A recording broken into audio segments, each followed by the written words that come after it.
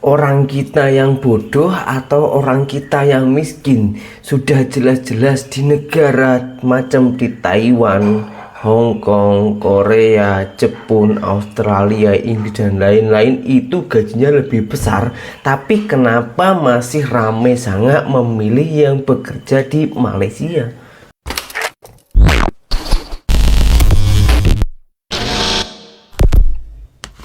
Hai, halo geng, assalamualaikum warahmatullahi wabarakatuh. Berjumpa kembali dengan saya Zainal Story.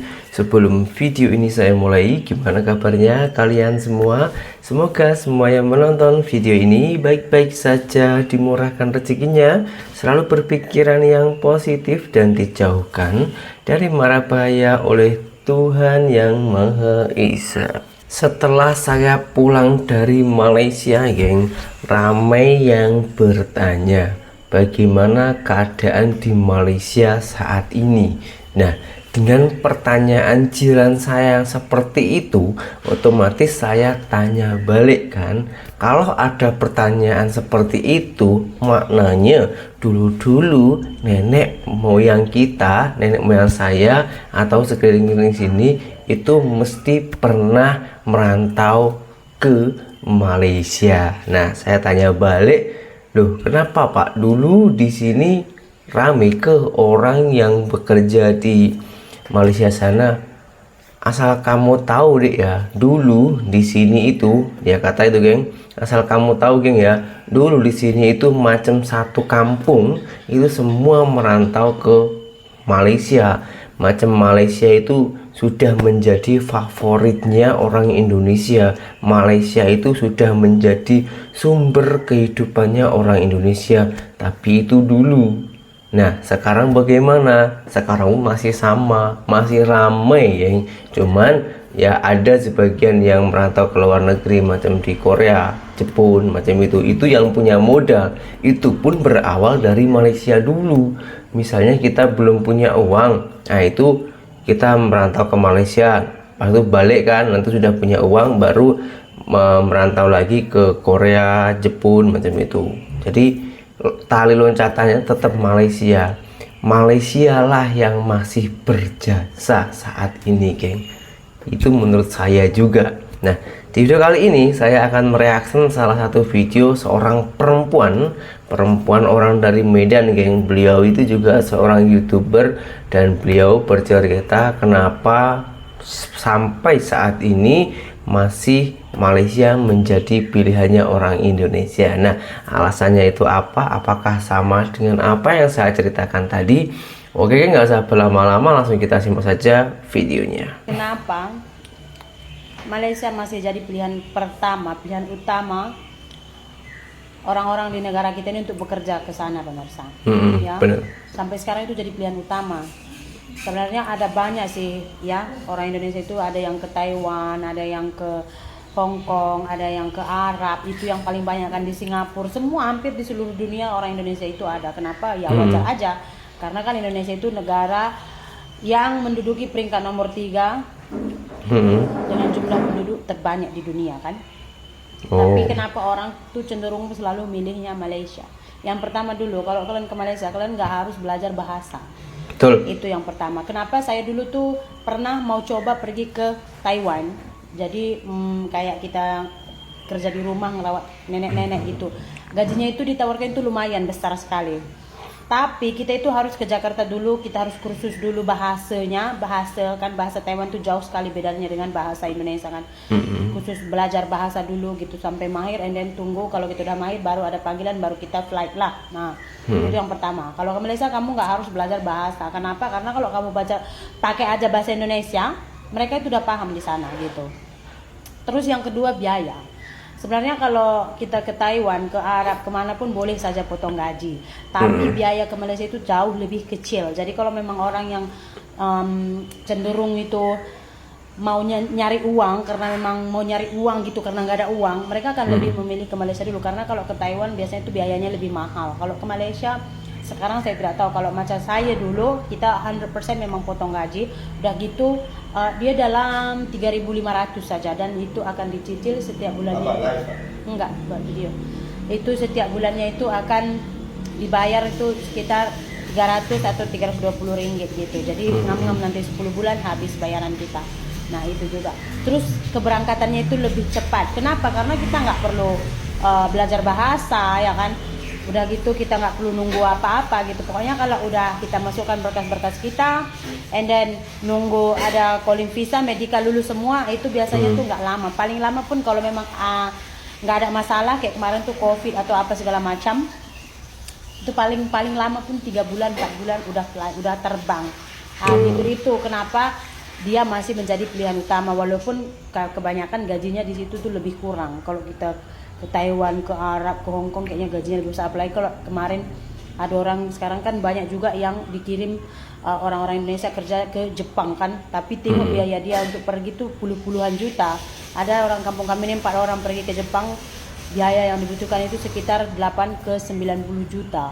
Kalau udah adanya uang kita 90 juta, ngapain lagi kita pergi merantau ke negara orang? Iya sih, Bukanlah ya. kita di sini bisa usaha ya kan, nampaklah orang tua anak membesar. Jadi ngapain lagi kita merantau? Betul, 90 juta, 30 ribu udah ada duit buat kedai. Ngapain merantau jadi kuli di negara orang, betul tak? Kalau ke Malaysia enggak, kamu boleh nol. Saya dulu ke Malaysia juga nol, semua potong gaji. Medical, pasport, permit, udah gitu sampai di sana kasih lagi uang. Menurut kalian apa lagi? Yang pada maknanya Malaysia itu negara yang termurah dan termudah dari para TKI ataupun TKW dari Indonesia. Itu sama persis apa yang saya alami dulu, geng. Saya sebelum merantau bekerja di Malaysia, saya tak punya apa-apa. Saya pun baru kawin 25 hari. Mau menghidupi anak orang, saya tak punya apa-apa, hanya mempunyai uang 5 juta rupiah. 5 juta itu uang apa, geng? Uang yang sangatlah sedikit sangat. Dan saya memutuskan merantau ke Malaysia. Di saat itu tahun 2015 bulan 7 itu saya telepon paman saya, lalu lepas itu dikasih arahan. Saya tanya modalnya berapa, saya juga nggak tahu. Pergi saja ke PT, hanya numpang proses karena saya sudah ada bos paman saya yang mencarikan di sana itu ya. Itu habisnya 4.500.000 rupiah. Kalau dibuat ringgit itu sekitaran 1.500-an, nggak sampai lah 1.400-an, 1.300, 1.400-an macam itu. Sudah berangkat di sana ya. Dan sampai di sana bekerja 1 bulan, di saat itu belum besar sih, masih dapat 3.000 4.000. Itu pun sudah sesatu bulan saja, geng, kerja sudah buat kembali modal sudah dapat, masih boleh menghidupi. Itulah alasannya saya itu merasa nyaman bekerja di Malaysia. Dan selain itu dari segi adat, bahasa, terus orangnya, ramah tamahnya itu memang lebih kurang, macam nggak ada beza. Terus masalah beribadah pun macam tak ada beza, macam sama aja. Di sana nak beribadah, mau sholat, sembahyang itu ya boleh, karena di sana juga mayoritas negaranya Islam. Dari segi makanan juga banyak yang halal. Semuanya macam lebih kurang sama itu, geng. Tapi itu dulu di waktu saya pertama berangkat ke sana. Dan yang paling mudah lagi ya menjadi saya pilihan itu, karena dulu kan saya masih baru kawin kan, jadi saya pasti rindu dong sama istri saya. Nah, pilihan saya itu ke sana selain biaya itu karena boleh cuti ataupun pulang kampung bila-bila. Kalau saya macam tak pakai kontrak gitu, yang masih pakai sih, cuman kan kalau ada izin dari majikan itu bila-bila boleh. Itu dulu saya pertama itu balik 6 bulan kerja di sana, lepas itu pulang kampung. Seterusnya setahun sekali, kadang-kadang setahun 2 kali, suka-suka. Yang penting ada tanggung jawab bekerja di sana, itu sudah beres. Semudah itu saya sampel itu, dan semurah itu, geng, Malaysia. Tapi itu dulu kan ya. Nah, kalau saat ini itu macam mana, dan yang kakaknya itu yang diceritakan itu juga dulu. Nah, sekarang kita tengok alasannya generasi muda saat ini, generasi muda Indonesia kenapa masih memilih bekerja atau merantau ke Malaysia. Oke geng, nggak usah berlama-lama, langsung kita simak saja video yang berikutnya. Hai, assalamualaikum semua. Kembali lagi di channel YouTube aku, Amalia Zaida. Iya. Di video kali ini aku mau share tentang apa sih alasan aku bekerja di Malaysia. Dan mungkin alasan aku sama seperti alasan kebanyakan orang lainnya yang bekerja di sini. Jadi apa aja sih alasannya? Mari kita mulai. Alasan yang pertama adalah karena ekonomi keluarga. Jadi dulu itu setelah lulus, sebenarnya aku pengen banget buat kuliah. Tapi karena keadaan ekonomi yang pas-pasan, jadi aku memutuskan buat sebaiknya aku kerja dulu. Dan semoga aja nanti kalau masih ada niatnya dan ada rezekinya, aku bisa lanjut buat sekolah lagi. Alasan yang kedua adalah karena jaraknya antara Indonesia dengan Malaysia itu dekat. Kalau naik pesawat, ya iyalah naik pesawat, masa naik motor. Kalau naik pesawat, jarak antara Indonesia dengan Malaysia itu cuma sekitar kurang lebih 2 jam aja. Jadi kalau misal mau pulang ambil cuti, itu baliknya deket, terus biayanya juga nggak begitu mahal. Alasan yang ketiga adalah karena prosesnya cepat. Jadi di Malaysia itu nggak usah pakai sekolah bahasa, karena bahasa yang digunakan antara Indonesia dengan Malaysia itu sama-sama menggunakan bahasa Melayu. Ya mungkin ada beberapa kata atau ya perkataannya sama tapi beda makna itu, tapi ya masih boleh lah, kita masih boleh paham tanpa adanya sekolah bahasa. Jika dibandingkan dengan Jepang, Korea, Taiwan, itu kita harus sekolah bahasa dulu, karena kalau nggak sekolah bahasa ya kita nggak bisa kerja di sana gitu guys. Dulu itu prosesnya buat kerja di sini itu lumayan cepat. Jadi aku daftar setelah lulus sekolah itu bulan Mei kalau nggak salah. Aku daftar karena umur aku belum cukup, belum 18 tahun, jadi aku nunggu sampai September. Dan alhamdulillah September itu ada lowongan. Aku seleksi bulan September dan alhamdulillah keterima. Terus aku ikut seleksi berikutnya, ikut proses berikutnya seperti tes medikal, buat paspor, buat calling visa, kayak gitu, sampai bulan November. Aku proses dari September, Oktober, November itu aku udah berangkat. Alhamdulillah cuma proses 3 bulan, itu ya lumayan cepet, agak lama juga sih. Teman aku ada yang proses itu cuma 1-2 bulan aja dia udah terbang ke Malaysia. Dulu itu aku agak lama itu karena nunggu calling visanya ya. Jadi nunggu visanya turun itu lumayan lama, sekitar 1-2 mingguan itu baru turun. Habis itu turun dapat panggilan dari Malaysia, dapat panggilan dari perusahaan aku itu buat bisa berangkat ke sana. Jadi alhamdulillah sekitar 3 bulan itu aku udah selesai prosesnya. 3 bulan aku udah bisa berangkat ke sini, bisa berangkat ke Malaysia. Alasan yang keempat adalah karena biayanya murah. Kembali lagi ke alasan nomor 3, karena di sini itu nggak pakai sekolah bahasa, jadi aku nggak mengeluarkan biaya sepeser pun buat sekolah bahasa.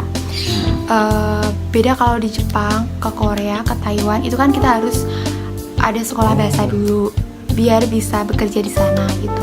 Kalau di sini itu nggak pakai sekolah bahasa. Dan aku bekerja di sini itu nggak bayar sepeser pun dari awal sampai akhir. Semuanya udah ditanggung sama pihak perusahaan. Jadi aku dulu berangkat ke sini itu cuma nyiapin uang buat saku aja, buat saku selama aku belum gajian. Jadi selama aku belum gajian itu kan makan, terus kebutuhan yang lain itu kan pakai biaya sendiri ya.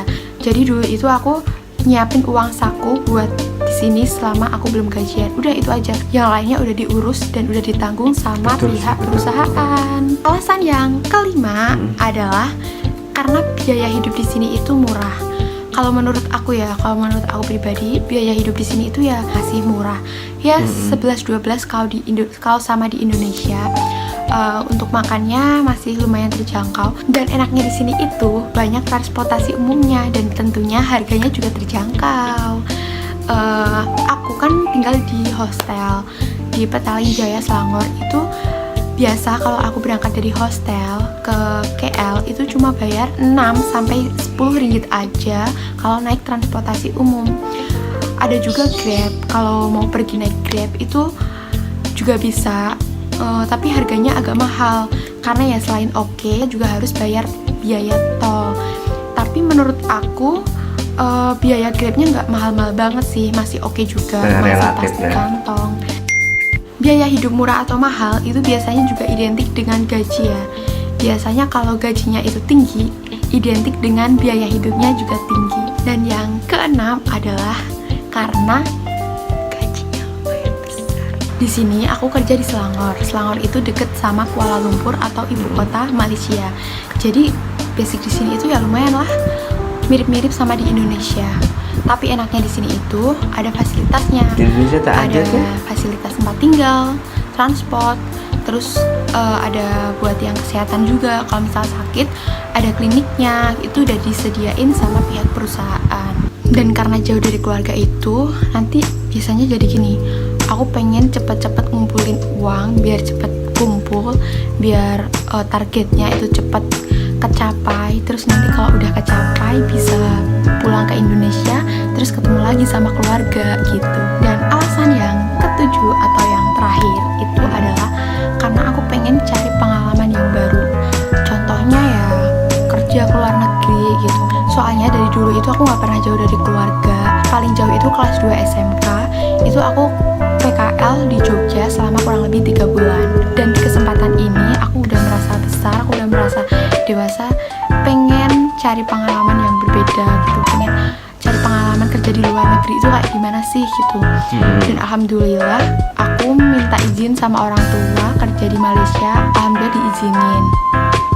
Hidup jauh dari keluarga juga bisa membuat kita jadi semakin dewasa, karena setelah itu nanti kita bakal ada masalah-masalah baru, masalah-masalahnya anak umur segitu gitu, kayak masalah kerjaan, masalah sama temen, dan mungkin juga masalah sama keluarga. Dan kita bakal dihadapkan dengan masalah itu dan mencoba buat menyelesaikan masalah itu sendiri. Dan yang lainnya juga menjadikan kita buat bisa survive atau bertahan hidup di negeri orang gitu. Dan yang penting buat aku sih, jauh dari keluarga itu bisa menambah rasa sayang aku dan rasa cinta aku terhadap mereka. Karena kalau dekat dengan mereka itu kan setiap hari ketemu gitu ya, kayak biasa aja. Kalau jauh gitu kan ada rasa kangen, ada rasa keluarga itu berharga loh, keluarga itu nomor satu kayak gitu. Jadi setelah jauh dari keluarga itu jadi lebih merasakan betapa berharganya keluarga. Setelah saya pulang dari Malaysia saat ini geng, dan menengok alasan-alasan, banyak beberapa alasan dari beliau tadi, yang saya tak terima itu satu, tentang biaya hidup. Di Malaysia yang pernah saya alami, saya kerja di Malaysia itu satu hari boleh mendapatkan 100, 200, kadang-kadang 300, 100, 200, kadang-kadang 250 per hari. Karena saya kerjanya borongan ya. Satu hari kerja itu boleh untuk makan 1 bulan. 1 bulan saya makan, karena saya rame-rame orang ya, rame-rame orang makannya itu 1 bulan 250 sampai 300-an. Yang bermakna di Malaysia itu sangatlah peduli kepada rakyatnya. Di Malaysia itu sangatlah mempermudah pekerjanya, mempermudah rakyatnya. Di Indonesia ini, negara yang lebih besar, negara yang lebih kaya, negara yang best lah ya kan. Tapi kenapa tak boleh buat macam itu? Apa? Karena di negara kita, di Indonesia ini, karena di Indonesia ini terlalu banyak orangnya atau penduduknya. Tapi kalau ngomongin masalah penduduknya, di China sana penduduknya juga banyak, tapi orang-orangnya makmur. Kenapa tuh? Ya kan? Bukannya kita membandingkan antara Indonesia dengan Malaysia. Dan kenapa saya sering sekali buat konten tentang Malaysia dan juga Indonesia? Sebab Indonesia dan Malaysia itu dari segi bahasa itu lebih kurang, dari adat, dari agama itu memang lebih kurang. Jadi sangatlah mudah dipahami dan banyak perbedaannya. Ada yang harus kita ambil dari sana, orang sana pun juga ada yang harus diambil dari sini. Jadi macam share untuk arah pengalaman itu saja, geng. Nggak ada niatnya saya ini menjatuhkan atau membanding-bandingkan dengan secara negatif, itu nggak ada. Tujuan saya itu hanya memberi informasi yang orang belum tahu. Kalian sudah tahu ya udah nggak apa-apa, kalian nggak suka nggak usah nonton, nggak masalah. Saya hanya memberi informasi-informasi orang yang masih penasaran itu saja, geng. Dan semoga kita berdoa bersama-sama, geng. Semoga Indonesia boleh berjaya macam di Malaysia, dan semoga Malaysia pun juga akan lebih maju, lebih berjaya lagi. Dan berjumpa kembali di video saya yang selanjutnya. Saya Jainal Story, seorang mantan TKI Malaysia. Salam TKI sukses. Assalamualaikum warahmatullahi wabarakatuh. Bye bye.